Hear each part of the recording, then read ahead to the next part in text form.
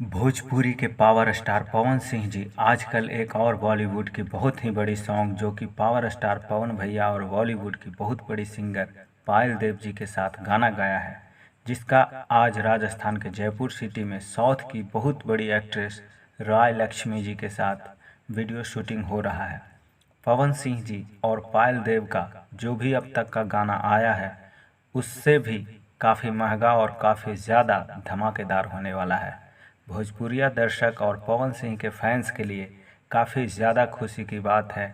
कि भोजपुरी के मात्र एक ही शेर हैं जो केवल बिहार ही नहीं बल्कि पूरे वर्ल्ड में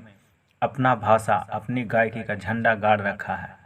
पवन सिंह के फैंस और भोजपुरिया दर्शक हमारे चैनल नालंदा न्यूज़ 24 को सब्सक्राइब करें और इस न्यूज़ को इतना शेयर करें कि यह न्यूज़ वायरल हो जाए। यह खबर भोजपुरी के पावर स्टार पवन सिंह जी अपने सोशल मीडिया फेसबुक पेज से